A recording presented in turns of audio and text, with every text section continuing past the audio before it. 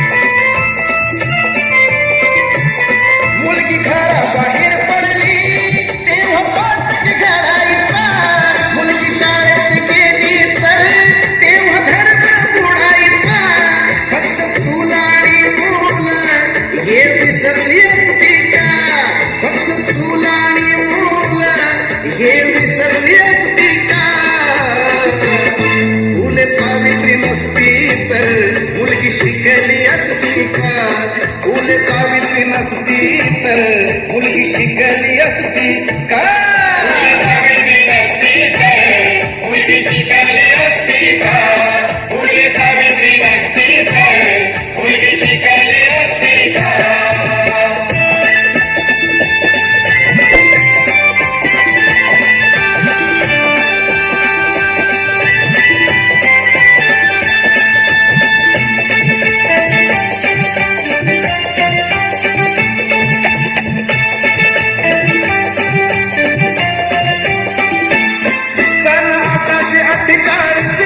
मुलगी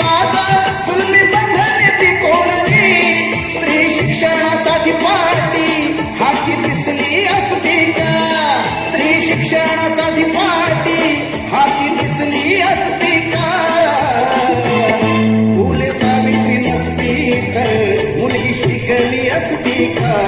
फुले सावित्री नसती तर मुलगी शिकली असती का? मुलगी सावित्री नसती तर मुलगी शिकली असती का?